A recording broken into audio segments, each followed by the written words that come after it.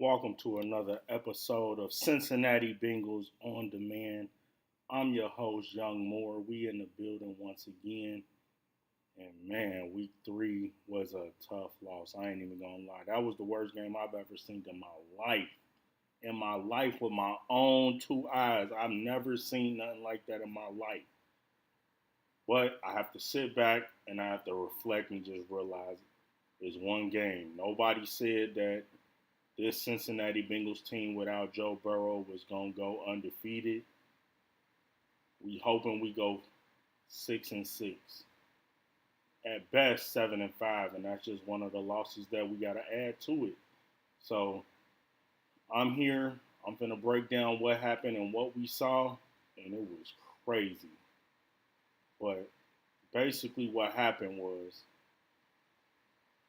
they was not prepared, and that falls on Zach Taylor. Zach Taylor, you didn't have him prepared. You a good dude and all. Ain't nobody saying you a bad dude, but you did not have this team prepared. And your in-game adjustments and adjusting on the fly and in the moment, man, you got to work on that because it's horrible. It's horrible. You ain't do nothing to try to make it easier for none of the players, none of your weapons, anything. You didn't do anything. I didn't see no type of adjustments. I didn't see no jet sweeps, no screens, no nothing. You didn't do nothing. Like, you gotta do something. And what I really am disappointed in is the offensive line. Y'all gotta be like upset. One week the quarterback get hurt because of bad blocking, and this week it's just like, where's the dog in y'all? And I know y'all men and ain't nobody disrespecting y'all saying y'all not men and y'all don't handle y'all business, but the fight, it ain't. I didn't see no dog in anybody and I'm wondering who is the player on the team that can get in everybody's face and say whatever. I'm trying to think who that player is because I really don't believe it is one. Who is the player that can get? Is it Joe Burrow? Is it Joe Burrow? Because he clearly must be the one who get in everybody's face and tell y'all this is unacceptable. Because man, we need somebody to get in somebody's face. I don't know who it is on offense. I don't know who it is on defense. We need somebody, a dog, a Ray Lewis, a Ed Reed, a T Sizzle, a Brian Dawkins, rest in peace, Sean Taylor. We need somebody who don't care about hurting nobody feelings, but they saying it out of love. They tell them we not going for that. Who else? We need a Warren Sapp. We need some dogs, bro. We need somebody that just ain't scared to hurt nobody's feelings. That'll get in somebody's face and say, bruh, we not going out like that. You know how O-Dog did Kane in the car when it was time to slide? He let him know, bruh, you acting like a real right now. You acting real paranoid. And told him them mother smoked his cousin in front of them. Blew his head off in front of your face and y'all not gonna do nothing?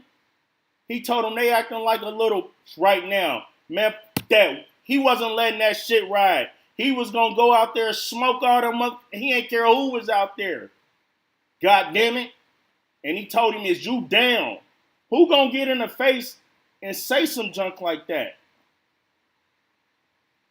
Who gonna do that?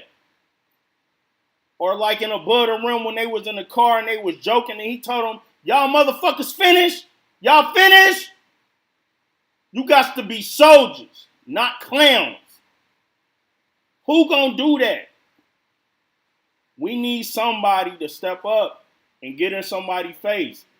We got too many weapons, too many dogs. That was horrible. Everybody I know, I'm talking about, you know me, I'm the voice of the people for the Bengals. I'm the voice of the people. I'm out here, I'm in the streets, I'm listening to them, I'm talking to people. Everybody cut that game off. It was that bad. It was really that bad. We gotta do better. And Zach, it started with you, bro. You on the hot seat, man. I'm telling you, you was on the hot seat. After week 1 and week 2, barely squeaking out, and you not showing any innovation or nothing. You in a hot seat. Really, Browning saved you. He saved you on week 2 because that was going to be bad. But we need to bounce back. We need to do better. The defense, we need to do a little bit better. Y'all still doing okay, but everybody was out of it. Everybody. Everybody was out of it that game. They mentally checked out, and that started with the head coach. The head coach got to own that. And this right here, you playing on Monday night, having an extra day to prepare, I'm telling you, you better come with something. Because I'm telling you, I talk to the people. They going to be on your ass, and not in a bad way. Not in they trying to harm you. Not in they trying to do, but, man, they going to be on your ass. You're going to have to answer some questions. You're going to have to come to the front of the congregation.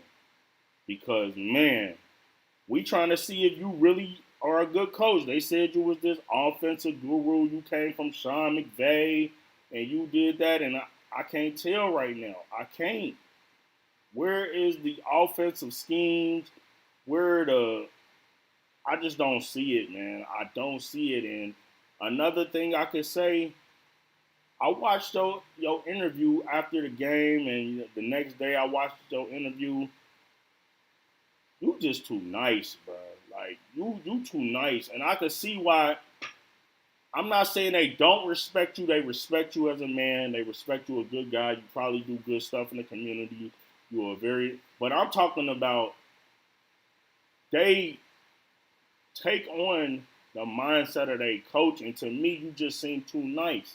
I watched the game the other day with the Lions. They take on their coach, Dan Campbell. He seemed like a dog. Clearly, you know he a dog. He played the sport. He a big dude. You can see his presence and just be like, nah, he not going. Like, he not going. He going on it on every 4th down. They running it.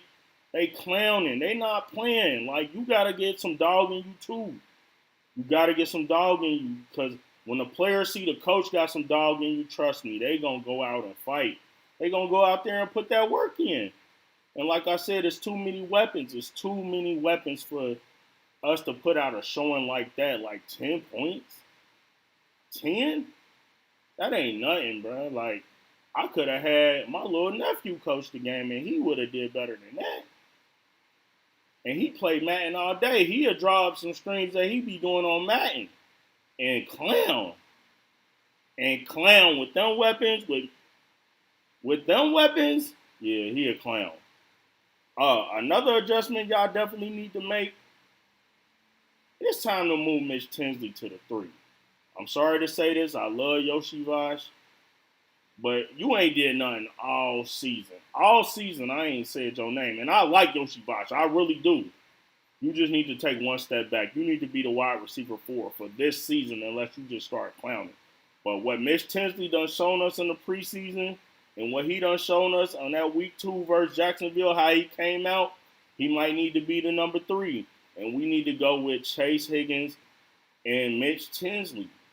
Like, we need to go with somebody like Mitch Tinsley to go out there and give us a spark and hype everybody else up. Because he hungry. He want to get a check. He want to get some chicken. Like, for real. Like, we might need to move Mitch Tinsley to the 3. And then another thing, we might need to start having Todd Brooks and Samaj P. Ryan as the fullback so we can have 2 running backs out there. Put another weapon out there. Put the fullback, make it be Brooks and Samaj P. Ryan with Chase Brown.